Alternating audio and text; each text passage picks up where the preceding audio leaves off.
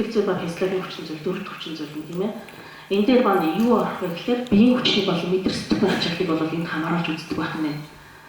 За биеийн хүчний ачаалл гэдэг маань одоо бага орон зай тийм ээ, хөдөлгөөнгүй эсвэл янз бүрийн байдлаар бүхий галбадмал байдлаар ажиллах мөн түнчний явж гүйцэтгэх ажил одоо эсвэл гар хөл мөр их биеийн хүчин оролцож одоо ачааг өргөх зэрэг ажлууд бол энэ дээр бол хамаардаг байх нь. За мэдрэл сэтгэх ачаал гэдэг маань одоо ноёны хөдөлмөр гэдэг хүмүүс энэ дээр нөлөөлөх нэ. Мөн энэ дээр их ажлын байрны стрессүүд бас энэ дээр бол орж ирэх нэ. Энэтэй холбоотойгоор ямар эмгэгүүд үүсэх вэ гэхээр яс тулгуур хөдөлгөөний тогтолцооны эмгэгүүд үүсдэг байж байгаа. Одоо ялангуяа нөгөө нэг ачаагаа зөв өргөж ягаагүйс болоод юу яах вэ? Өргөх зэрэг ачааны хэмжээг хэтрүүлснээс зөв өргөхөөс болоод бидний нуруу тийм яс тулгуур хөдөлгөөний эмгэгүүд бол үүсдэг байж байгаа. Мөн одоо яг удаан хугацаар зогсож ажилласнаас хөлийн судас бүдүүрэх эмгэгүүд байж болно тийм ээ. Мөн зоргоонтой нөхцөлд ажилласнаас болоод яах нь бас даргааны өвчин бас үүсч болох нэ. За мөн энэ маань яах нь хязгаарлалт орон зайд одоо цагаар одоо нэг байрлалд ажиллах, албан байрлалд ажиллах энэ бүхэн маань яах нь бас бидний яах нь өвчин бие махбод маань одоо хөшиж тийм ээ. Бас нэг одоо ядарснаас амархан явснаас бол бас нэг осол гэмтийн нэг шалтгаан болдог байх нэ. Мөн ажиллах чадвар буурах, ядрах хөдөлмөрийн бүтэнч буурахд бас нөлөөлдөг байх нэ. За түрүүнд манайхан бас ярьсандаа өвдөр бас мэрэгч талбарч үүсгэх хэд хэдэн шалтгаан байдаг гэдэг ерөнхийдөө шалтгаануудыг бол ярьсан. Тэгээ ихэнх шалтгаан бол яг ажлын байрны зохион байгуулалт шалтгаан бол энэ үйлдвэрийн осол хурц хордлого бол гардаг байх нэ. Ажлын байрыг зөв зохион байгуулах үс тийм ээ. Гардаг байх нь дараагийн шалтгаан техник томог төхөөрөмжтэй холбоотой. Техникийн засвар үйлчлэг цаг хугацаанд нэг хаалт хамгаалалт хийгдэггүйгээс болоод бас энэ ослол гардаг байх нэ. За мөн яг нь ариун цэвэр өрөөлөх шалтгаан байна. За агаарт байж байгаа ажлын байрны агаарт байж байгаа тоос, химийн бодисын ууршил, за дуу шуугаа гэрэлтүүлэх хангалтгүй тийм ээ. Дуу шуугаа маш ихтэй, за мөн бич цаг уурын тохиромжтой нөхцөлд ажилласнаас болоод бас яах нь үйлдвэрийн ослоос бүртгэж гарч болох нэ. За сэтгэл зүйн стабиль шалтгаантай үйлдвэрийн ослоос гардаг байх нь. За ингээд энэ нийт одоо хөдөлмөрийн нөхцөлийн сөрөг хүчин зүйлс урьдчилан сэргийлэх арга хэмжээ маань ерөөсө 3 арга хэмжээ байгаа. Нэгдүгээр нь бол их усрч гэсэн арга хэмжээ авагдана гэх. Тухайн хөдөлмөрийн нөхцөлийн сөрөг хүчин зүйл одоо жишээлбэл тоос дуу шуугаар хаанаас үүсэж байгаа юм. Тэр их усртын чиглэсэн арга хэмжээг бол авч өгөх юм. Одоо жишээлбэл уул уурхайн карьер дээр ярихад бол тоос юунаас үүсэж байгаа, тэсэр дэлбэртээс үүсэж байгаа. Өшөө мөн яаж юм. Том даацын аврын машинууд явхад тийм ээ. Машин хэмжээний тоос үүсдэг байж байгаа. Тийм учраас энэ дээр бол их усртын чиглэсэн арга хэмжээг авч өгөх хэрэгтэй байх нь. Услах чиглэлт энэ арга хэмжээг авах нь. За мөн энэ дээр их усртын арга хэмжээ инженерийн хяналт бол маш чухал байж байгаа. Одоо жишээлбэл дуу шуугаа ихтэй, дөрвөн ихтэй ажлын тоног төхөөрөмж байлаа гэхэд энэ дээр одоо инженерийн хяналт хийгээд энэ тоног төхөөрөмжийг одоо яаж дуу чимээгүй болгох вэ тийм ээ? Энэ дуу шуугаа гаргаад байгаа нөхцөлийг одоо яаж арилгах вэ гэдэг одоо хөдөлмөрийн аюулгүй байдлын хөдөлмөрийн эрүүл хооч маань инженертайгаа хамтраад энэ асуудлыг шийдэх нэ. Техник технологи шилжүүлж хийхээр байна уу? За мөн одоо химийн бодис, химийн нөхцөл дээр болохоор тийм хортой химийн бодис тэр үйлдвэрлэлд хэрэглээд байгаа энийг одоо яаж химийн хоргүй химийн бодисоор орлуулах вэ? Их үдчний арга хэмжээнүүдийг авах нь их усрч чиглэсэн арга хэмжээ. За үнэхээр одоо их усрч чиглэсэн арга хэмжээ авах боломжгүй байгаа тохиолдолд бол дамжих замд нь чиглэсэн арга хэмжээг авах нэ. Одоо айлгах тухайн үйлдвэрлэлийн технологи тийм ээ механикчлах, автоматжуулах, алсын удирдлагатай болгох, огшоо яах нь үнэхээр тэрийг одоо бууруулах техник технологи шинжилгээ хийх боломжгүй битүүмжлэх, тусгаарлах одоо тийм ээ дуу шуугаа ихтэй тоног төхөөрөмж авах нь тэрийг авах нь тусдаа өөр цэхүүдээс тусдаа гаргах. За үнэхээр одоо тэр тоос ихтэй тийм юу тэрийг одоо битүүмжлэх юм арга хэмжээнүүдийг бол авах нь мөн тоног төхөөрөмж засвар үйлчлэгээр тогтмол хийх хэрэгтэй. За дараагийн асуудал бол яах нь агаарч системийн асуудлыг агаарчлалтыг бол маш сайн төлөвлөж хэрэгтэй байх нэ. За одоохон туслаа. Агаарчлалтын асуудлыг бол маш сайн төлөвлөх хэрэгтэй байх нь. Агаарчлалт маань бас яаж байгаа ерөнхий болон хэсгийн агаарчлалтын систем гэж болж байгаа тийм ээ. Үнэхээр яг тэр ажлын байран дээр аюултай нөхцөл байдал үүсэж байгаа бол одоо чинь химийн бодистой тоостой ажиллаж байгаа. Яг тухайн ажлын байрнаас сороод авчдаг хэсгээр агаарчлалтын системийг бол төлөвлөж хэрэгтэй. Одоо ялангуяа гагнуурчтай гэж юм тийм ээ. Хаана бол хаана очиж гагнуур хийж идэг. Тэд нар дээр бол яг нь зөөрийн агаарчлалтын систем тэн дээр химийн бодис тодорхой хэмжээгээр үүсэж байгаа. Тэр гагнуурч маань шууд хордож байгаа учраас зөөрийн агаарчлалтын системийг бас аваад дэмжиж болох байх нь. За мөн услах чиглэл арга хэмжээ авах нь. За дараагийн асуудал нь хувь хүн чиглэсэн арга хэмжээ. Энд нэгдүгürt нь бол эмнэлгийн үзлэг. За энэ эмнэлгийн үзлэгийн асуудал бол ард нэлээд дэлгэрэнгүй яригдана. За хувийн хамгаалах хэрэгсэл бол маш сайн хангаж хэрэгтэй. Ер нь хувийн хамгаалах хэрэгсэл гэдэг бол хамгийн эцсийн арга хэмжээ байж байгаа. Аль болох ажлын байрныхаа орчин нөхцөлийг сайжруулах хэрэгтэй. Тэнд үсэж байгаа тэр хэмжээ бодисын өөрчлөлт тоосч дуу шугааныг бууруулах арга хэмжээ аваад үнэхээр болох бол хамгийн эцсийн арга хэмжээ хувийн хамгаалах хэрэгсэл гэдэг. Хувийн хамгаалах хэрэгслээр ажилчдыг бол хангаж хэрэгтэй байна. За тэгээд мөн яг нь сургууль сурчлагын асуудлыг бол сайн хангалттай авах хэрэгтэй. За энэ дээр эмнэлгийн үзлэгийн асуудлууд гэж энэ эмнэлгийн үзлэг маань ямар ач холбогдолтой юм бэ гэхээр одоо тухайн ажилтнаа одоо эмнэлгийн үзлэгт хамруулснаас альбийн өвчнийг өөрчлөлт үед нь илрүүлж одоо эрт эмчлэх тийм онцлох урьдчилан сэргийлэх арга хэмжээг үр дүнтэй авч хэрэгжүүлэхдээ маш чухал ач холбогдолтой байдаг. За энэ дээр үзлэгийн төрлийг манлах нь урьдчилсан буюу ажилд орохын өмнө үзлэг, за хугацаат үзлэг гэж хоёр төрлийн үзлэг байж байгаа. Энэ урьдчилсан үзлэг гэдгийг бол яг нь тухайн ажил мэргэжилт ажилтнууд маань эрүүл мэндийн дээр тэнцэх хэсгийг мэргэжлийн тохиог үзэж байгаа.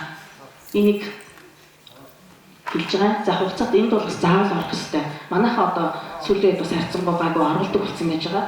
Яг шинээр ажилтан ажилд авахдаа эмнэлгийнхаа бүрдмэл хувцас өгч явуулаад одоо яг нэг ажлын байрныхаа нэр дээр тийм одоо ч гамарчин за эсвэл нисгэгч юу ямар мэргэжилтэд орох ч юм тийм нэр үзлэг хэлгээд ирээ гэх. Тэр үзлэгтээ ороод нэг ерөнхий эмч манайг дүгнэлтээр гаргаж өгнө. Энэ ажлын байран дээр тэнцэнэ гэсэн. Тэр тохиолдолд бол яг нь манайхан тушаалаа гаргаад ажилдаа авах нэ. За хугацаат үзлэг гэдэг маань болохоор яг нь ажлагчдыг ажиллах явцад нь одоо мэргэжлийн өвчин хурцлаас урьдчилан сэргийлэх. За аливаа өвчнийг эхний үе шатнд нь илрүүлэх, эмчлэг эрүүжүүлэх зорилгоор хийгдэж байгаа эрүүл мэндийн үзлэгийг бол хугацаат үзлэг гэж байгаа. За мөн хуулийн дээр заагаад өгсөн байж байгаа тийм ээ. Энэ эрүүл мэндийн үзлэгт бол урьдчилсан болон хугацаат үзлэг ажилтныг энэ ажил болгогч маань зайлшгүй хамруулна гэдэг бүр заагаад өгсөн байж байгаа. За энэтэй холбогдох зардлыг мөн яах нь ажил болгогч маань хариуцна. Энэ бол маш их чухал ач холбогдолтой. За би зөвхөн өөрийнхөө байгууллагын жишээн дээр хэлэхэд манайх одоо жил болго эрүүл мэндийн үзлэгт оруулаад энтэй энэс юу яадаг одоо нэг хавдрын анхан шатн дээр байж байгаа улсууд маш их илэрдэг. Бид нар ч өөрсдөө тэр олон хэмжээнд очиж үзүүлж чадахгүй.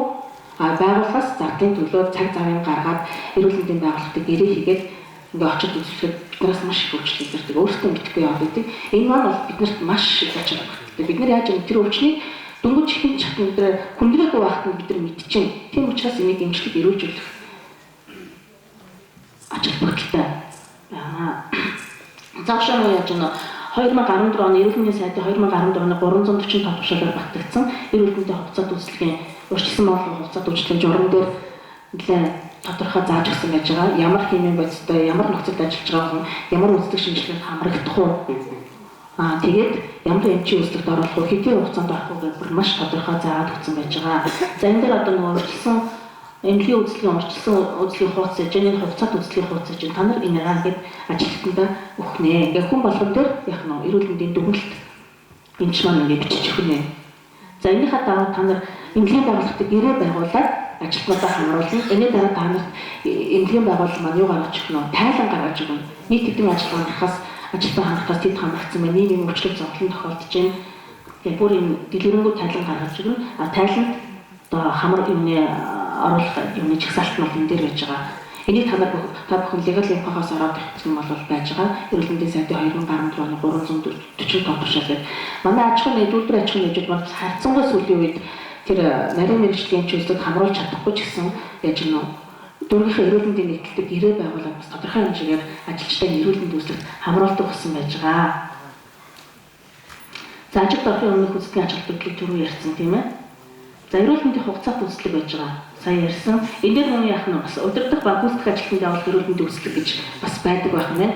Эдгээр маань яах нь хэдийгээ бас тохиромжтой ажлын байрны тохиромжтой нөхцөлд ажиллаж байгаа ч гэсэн энэ хүмүүс нь бас яах нь маш их оюуны хөдөлмөр эрхэлж тийм ээ. Одоо нэг сэтгэл зүйн стресс их өртөж ажилладаг учраас яах нь нарийн эцний шаардлага гэсэн энэ өөрчлөлт бол маш их өртөмтгий байдаг байх нь. За мөн зүрх судасны өвчин бас их өртөмтгий, мэдрэлийн неврозууд бас их өртөмтгий байдаг байх нь.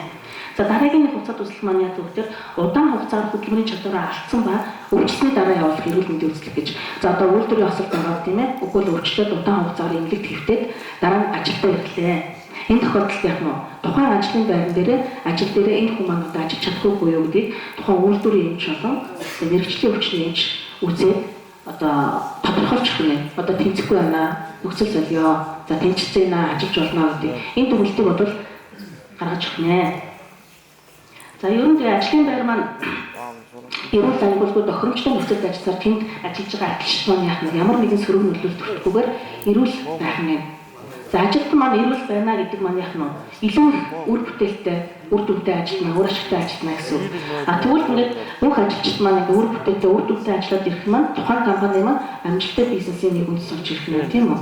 За ингээд олон компаниуд маань амжилттай ажиллаад байна гэдэг маань улс орны маань эдийн засаг эрүүл байх нэ. Улс орны эдийн засаг эрүүл байна гэдэг маань доктортой хөгжлийг үндэс болж явах нь. Тэгэхээр яах нь бидний хамгийн анхаарах хүн юм байх нь хүн рүүгээ чиглэсэн арга хэмжээгээ авах хэрэгтэй. Одоо манай бизнес энэ юмнууд яадаг ашиг орлого төлөө хөөцөлтөд идэв. Хүн рүүгээ анхаарал ажиллах юм бол ашиг орлого яах нь аяндаа ороод ирэх нь. Тэгэхээр ерөөсөө хамгийн үнд баялаг маань бидний тийм хүн байх нэ. За хөдөлмөрийн тааламжгүй хүчин зүйлсээс түрүүнд яригдсануудын татварч гарч ирж байна. Ямар өртөх боломжтой байх нэ гэдэг энэ дээр бол гаргаа бичсэн байна. За ингээд цагт байгаа учраас товчхон явъя. За мөн энэ ажилттай холбоотой за энийг ярьж байна. Мэргэжлийн өвчин гэдэг маань юунаас болж байгаа вэ гэхээр яг тухайн ажлын байран дээр ажлын байрны сөрөг хүчин зүйлээс болоод үүсэж байгаа тэр өвчтөг бол мэргэжлийн өвчин гэж байгаа. Энэ бол яг нь зөвхөн үйлдвэрийн хүрээлэний дунд тохиолдох нь. Одоо жишээлбэл түрүү ярьсан пневмоконы уушиг тосч өвчин. Зөвхөн энд яг нь тэр үйлдвэрт ажиллаж байгаа хүмүүстээр тохиолдно. Тэгтэл яг нь энгийн хүмүүсийн дунд энэ тохиолдохгүй байх нэ. За тэгээд энэ мэргэжлийн өвчин шалтгаан өөрмөц. Одоо жишээлбэл тэр уушиг тосч өвчин үүсгэж байгаа шалтгаан юу байх нь? Ерөөсөө тоос байна тийм. Тэгээд ажлын байрны аюултай хүчин зүйлээс болж энэ мэргэжлийн өвчин үүсдэг байх нэ. За ажилттай холбоотой өвчин болохоор яг нь энгийн хүмүүсийн дунд тохиолддог. Одоо жишээлбэл артикулит гэх үе хүчний өвчин байж байна.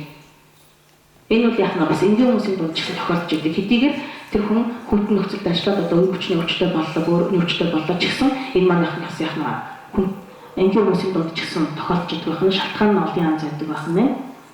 За тэг яг нь ажлын байрны аюултай хүчин зүйлсээр өвчтэй хүчин зүйл болж болдог байх нэ.